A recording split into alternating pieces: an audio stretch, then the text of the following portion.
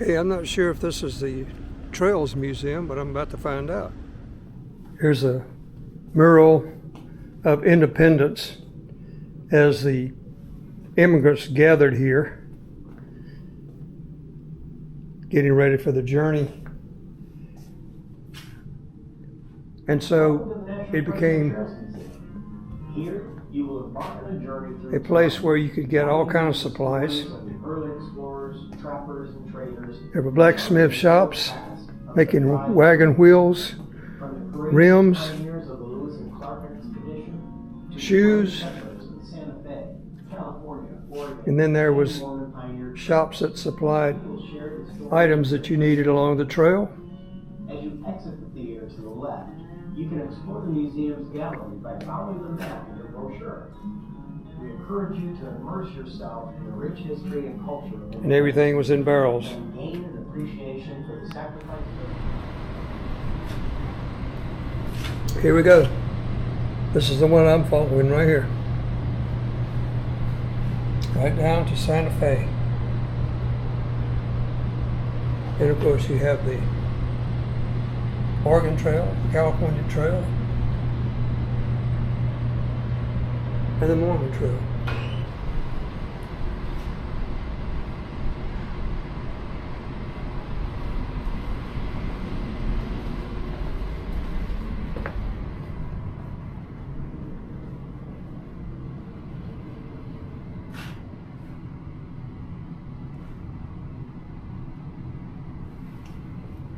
First, they were the mountain men, explorers, people who blazed trails, fur trappers, and they became guides for the various routes.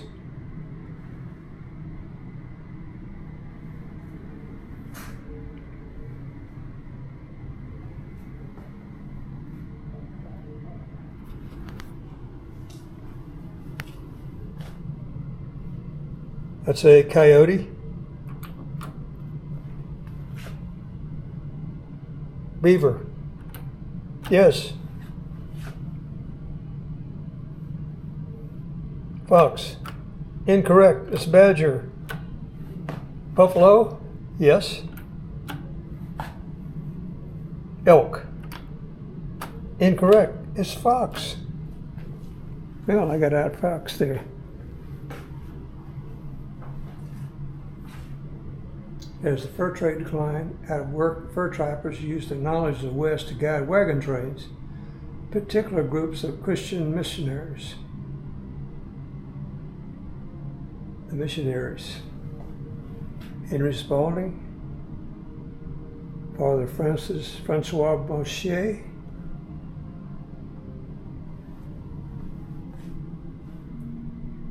"400,000 people traveled overland trails in the 19th century.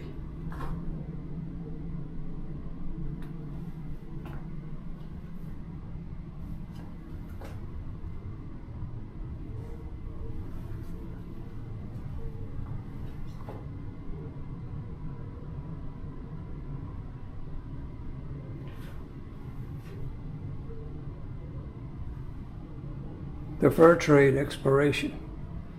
Beaver hats were in style and all the rage in Europe. And so they commanded a premium boundary. Right, Mr. Beaver? You bet my hide. The traders, the value of pelts. Beaver, $6 a pound. Muskrat, 20 cents each. What about buffalo? $2.50. And look at this case of furs.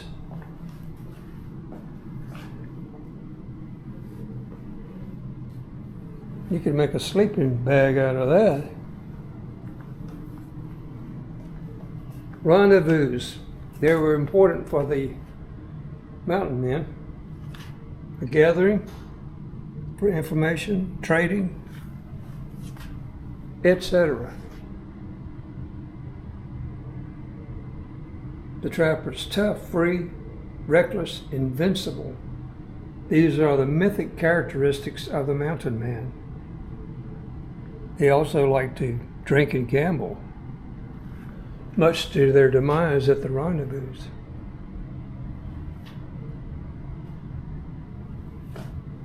These are the routes used by traders and trappers. There's a beaver trap.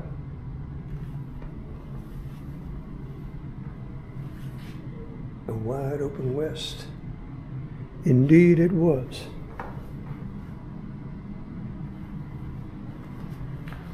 And then what do we have here? Senator Thomas Hart Benton, who was a promoter of western expansion. He was a senator from Missouri. Lewis and Clark in the Corps of Discovery. 1800, what year was it? 1804? And this is how they traveled up the Missouri River with a keelboat. You see the oars in the front, and the back part was covered.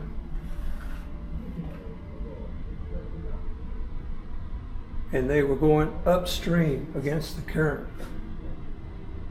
And then at night they would camp along the river.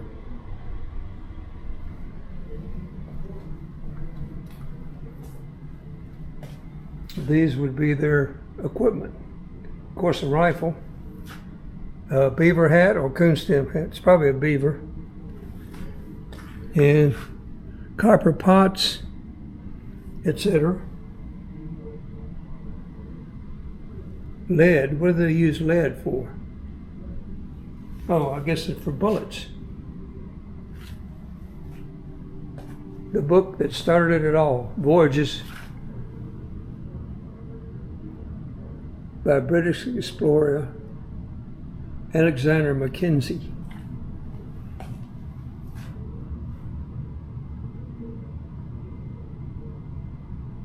In 1802 is when they made the purchase.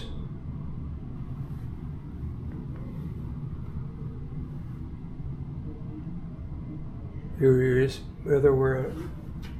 Meriwether Lewis. He was from Virginia.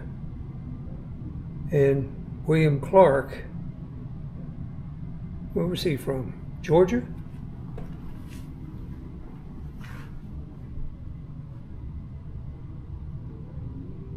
The moment Congress authorized $2,500 for the expedition in February 1803, Lewis began the time-consuming preparations for the extended voyage. And there was a lot of planning involved.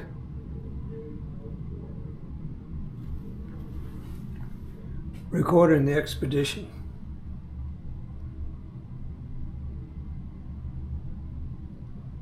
Excerpts from Meriwether Lewis's journal. Portable writing desks they took with them. The expedition.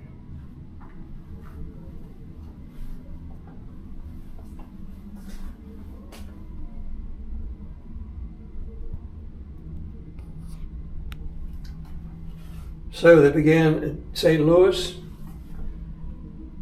St. Charles,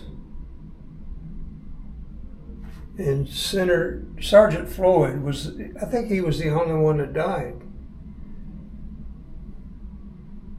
Up to Missouri. So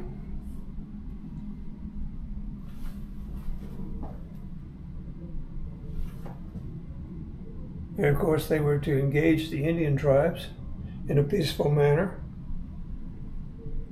and present them with a peace silver medallion. And here are the medals. Relations with the Native Americans. A peace pipe. Look at that. It's pretty elaborate, huh? and the feathers and the hairs from where? What? Man? Beast? And so they encountered many different tribes. York was the only black person in the group.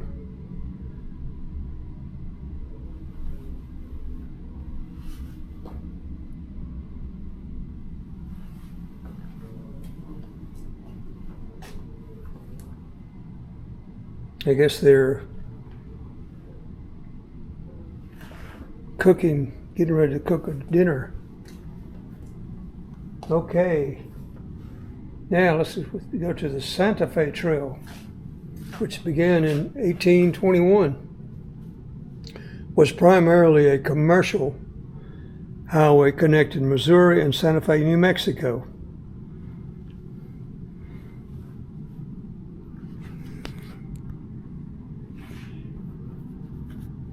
It took 2 months to get there.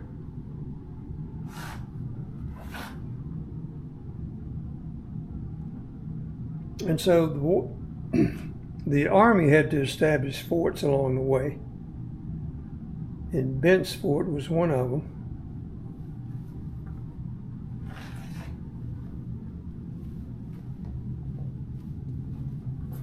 Crossing the prairie.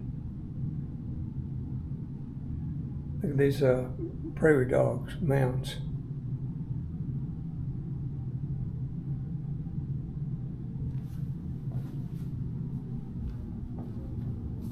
Rattlesnakes are proverbially abundant.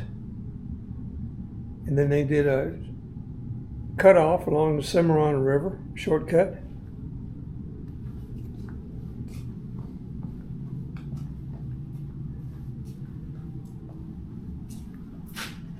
And here's a picture of the wagon trains departing Independence.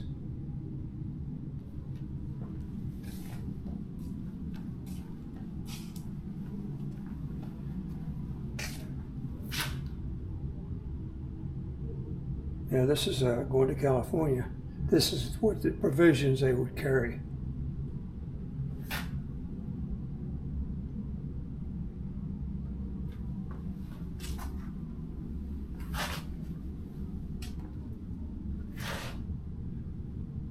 The wagon was 10 feet long, 42 inches wide, 40 to 55 inches high, 189 cubic feet.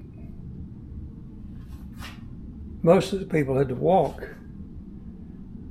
There would be one driver, maybe a kids or wife on board. And look at these heavy cooking pots, coffee grinders. They had a monotonous diet. Oxbell, flour in sacks, salt, beans, meat. Look, they got a locker on the meat container. Mule or ox, which to hitch? The mule was introduced from Mexico, but most of the time they used ox. They were slower but more docile. They didn't use horses, were not strong enough. Mule pulls faster, easier to trade, more expensive, stubborn. Don't do well in mud or sand. More likely to be stolen. Okay, here's an ox.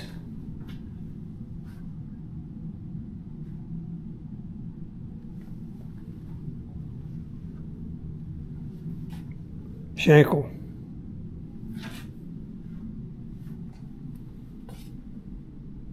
Mule harness. What's that thing made out of?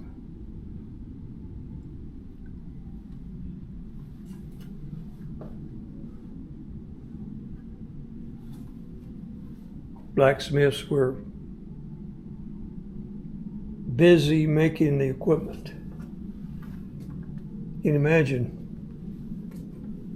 the wear and tear of a rugged terrain like that. All right, we enter another one, and this is the Mormon. But along the way, they entered buffalo country. Vast herds of buffaloes, soon to be almost exterminated. A buffalo herd on the move. Get out of the way.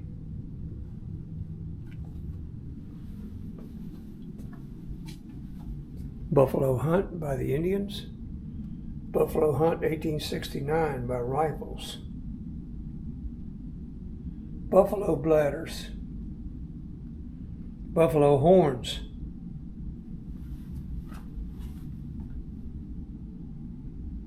And buffalo chips. This is how they cooked. This was the fuel for their fires. Buffalo dung called buffalo chips.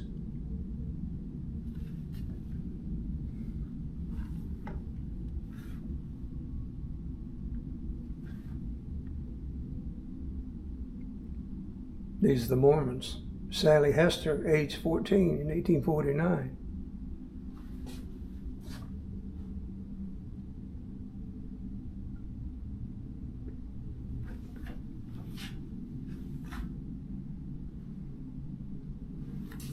This is a Army jacket. The Army would accompany wagon trains for protection.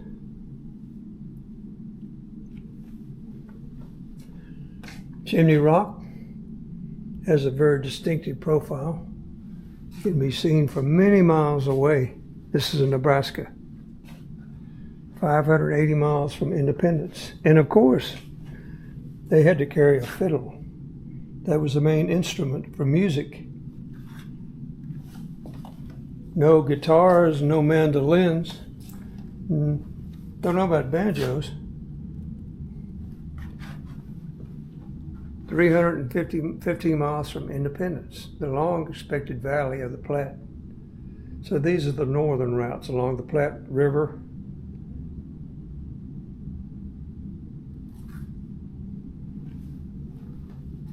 Sons and daughters of the American desert, the Indians, the Native Americans.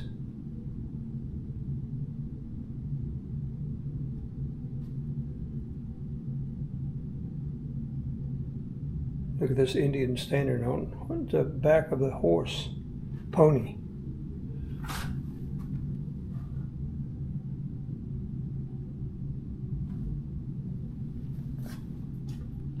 And here we have a drawing of how they slept. And this is a Mexican souvenir made in Mexico. Our Lady of Guadalupe figurine from Mexico. Okay, the saints, the Mormons.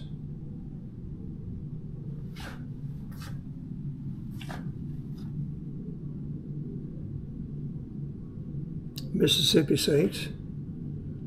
The Mormon Trail went from Nauvoo across this way. Mormon Battalion right here along Santa Fe. Discharged and sick would be these.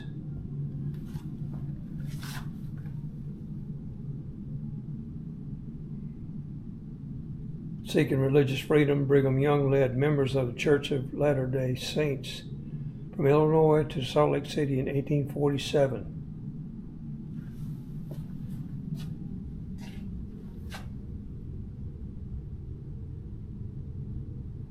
And here's what gets me is these carts.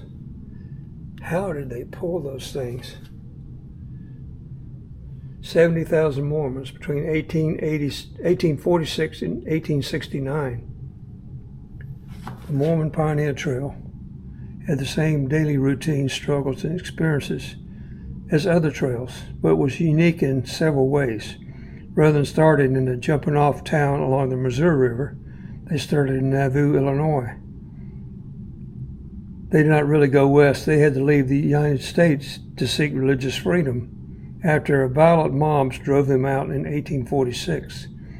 More than 98% of the immigrants who survived the trail were from Europe.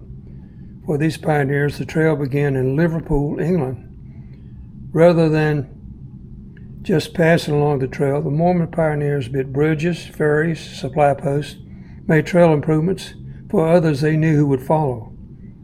From 1856 to 1860, many immigrants could not afford to outfit wagon trains, used hand carts, a two-wheel cart they pulled themselves to travel the trail. In 1860, the church began providing down and back wagon teams that could go from Utah to Missouri, pick up immigrants and merchandise, and return to Utah in one season. And look out for the rattlesnakes.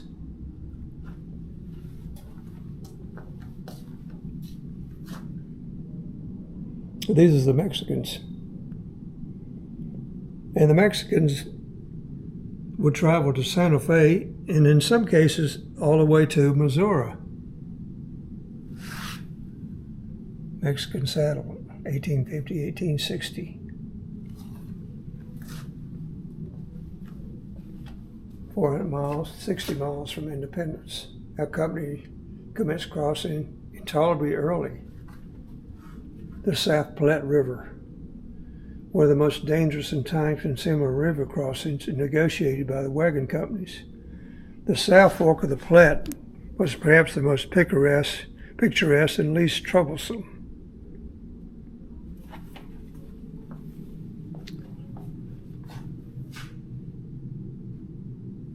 Items along the Oregon Trail. They took 6 children, aged 1 to 12 years old. One child was born shortly after they reached Oregon. How did they do it with all those kids?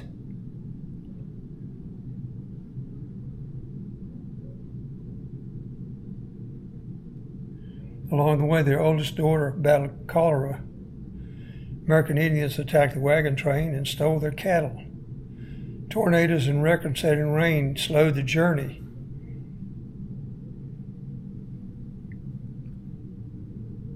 This is after they arrived in Oregon and began a new life with grandchildren.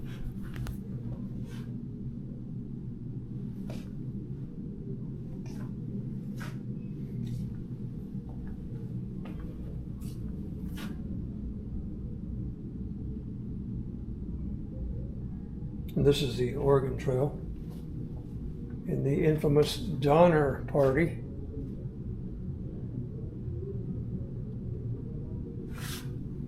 That was caught in the Sierra Nevada.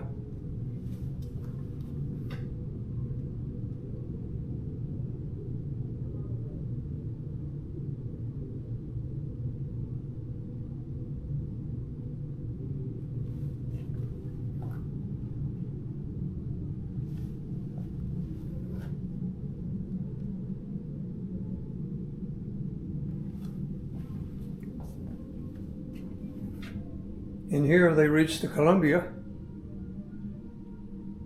And look at these flatboats carrying the wagons. Look how the wheels are set. They're set down flat upon the wheels.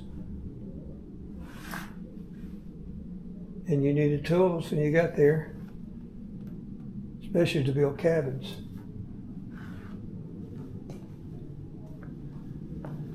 Let's go back over here. Francis Parkman. Immigrants driving large parties every day. Fort Laramie. Through the South Pass into Wyoming.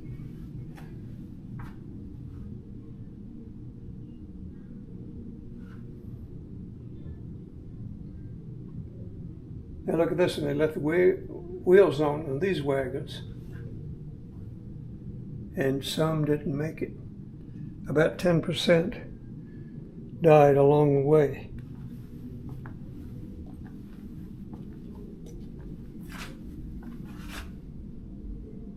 Look at how they did the kids. Or mother would be inside. These are riding, these are walking. High hopes and community spirit. Formed into companies filled with optimism, and many expressed warm feelings for their newfound friends and traveling companions. The California Trail began in 1841, 8 years before the gold rush.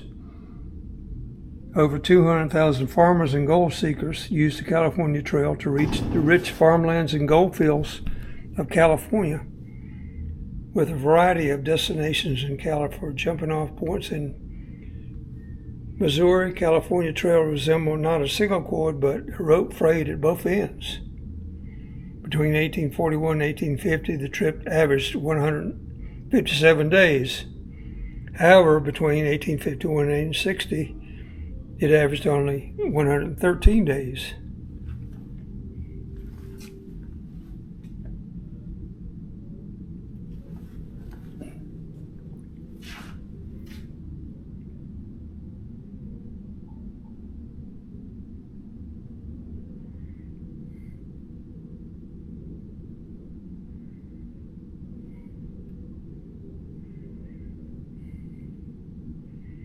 The Oregon Trail took 169 days in the first decade, but averaged only 128 in the next decade. And it was the longest.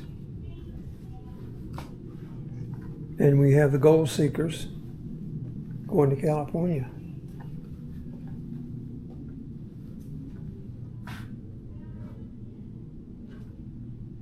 Can you imagine the dust and the sounds of the rattling wagons, the lowing cattle, oxen, horses?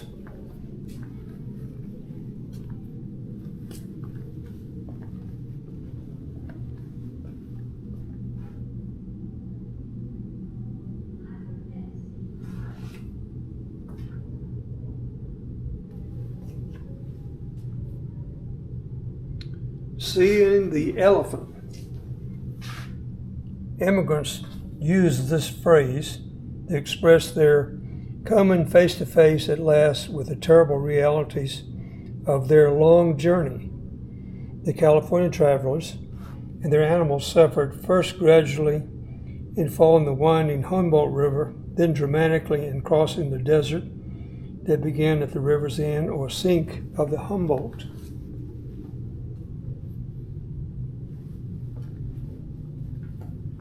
And in this case, the oxen has fell. And here they are, seeing the elephant and dancing with them. Gold fever made men go crazy.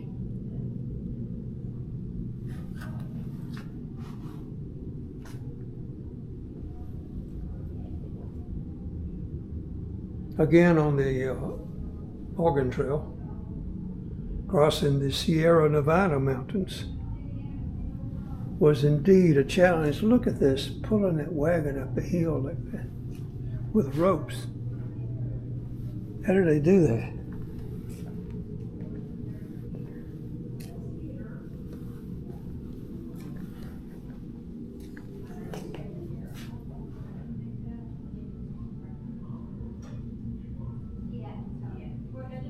Rabbit Hole Springs. Apparently it was bad water. All these dead cattle.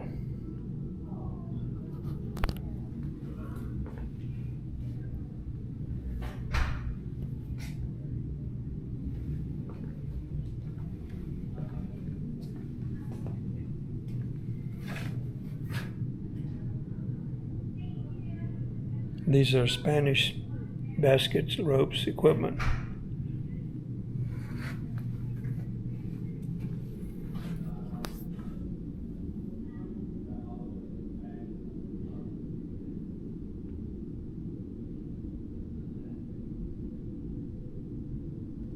choosing the shortest way home.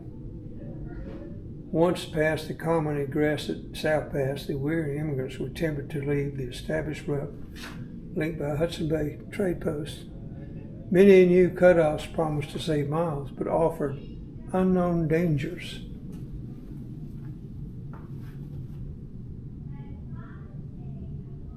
These are the forts. Fort Hall.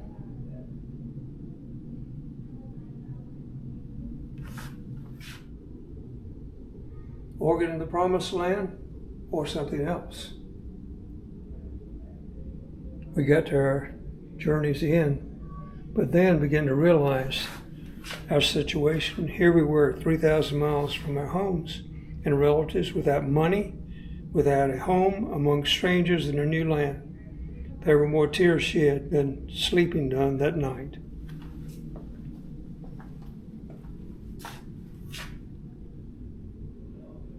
Oregon City on the Wamene River was the ending place for the Oregon Trail.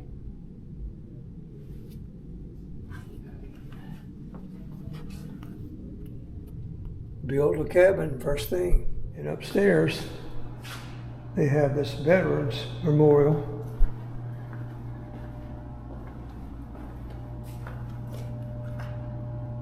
Instrument of surrender. The Japanese Imperial government surrenders unconditionally. These are paraphernalia by people who served in the Pacific.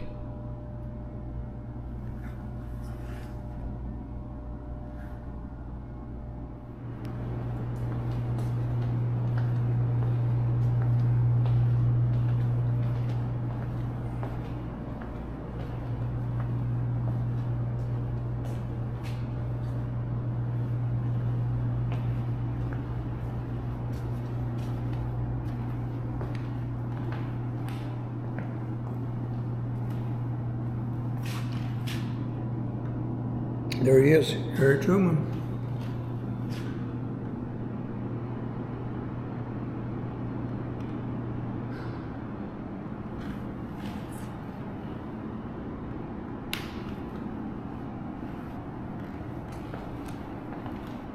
Maple and Pleasant.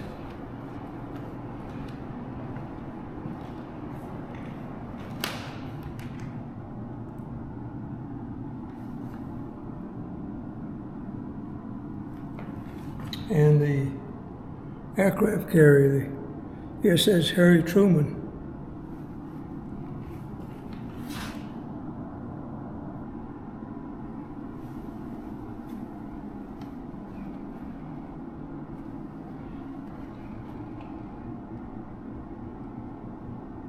The USS Independence. Maybe it wasn't the Harry Truman, it was the Independence.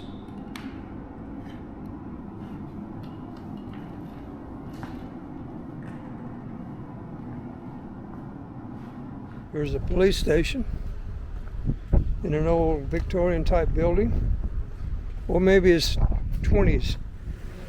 And this must be the Jackson County Courthouse. Now I assume this is where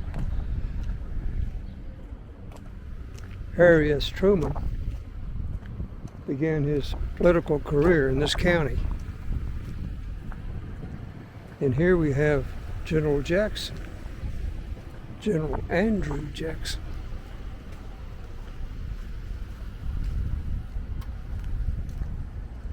For whom the county is named.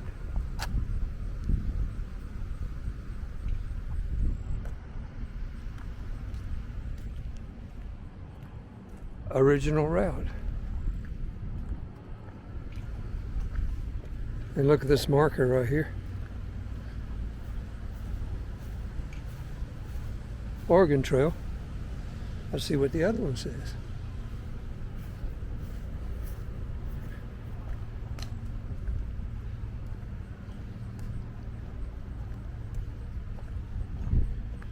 In 1826, the Missouri State Legislature named this county after the hero of the Battle of New Orleans in the War of 1812, Andrew Jackson. nearly 3 years before it became the nation's 7th president, or he became. Almost 2 centuries later, we hold a broader, more inclusive view of our nation. Jackson's ownership of slaves and his support for Indian removal are part of his history. The act forced Native Americans from their home territories so that white settlers could live there, and triggered the Trail of Tears.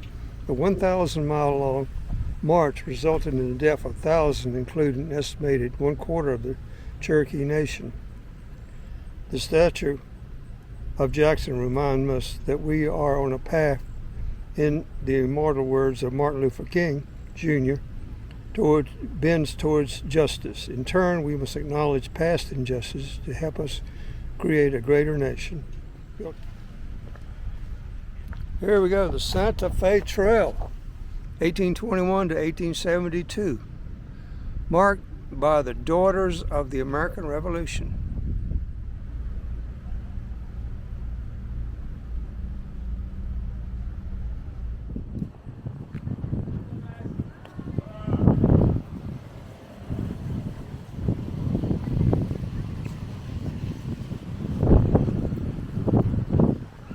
The historic Truman Courthouse.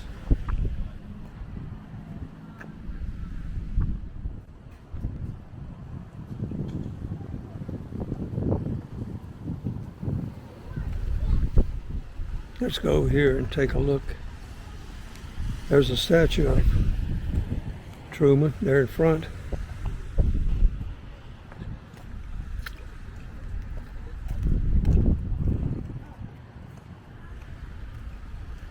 It's nice to not have much traffic.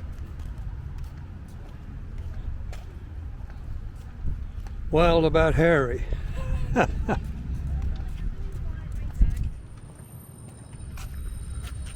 And here's the man right here.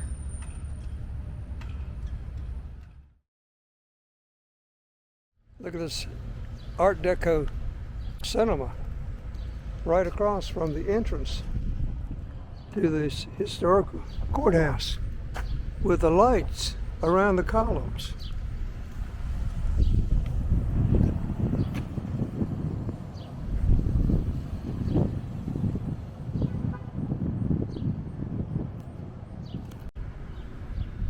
The buck stops here. That was one of his political slogans.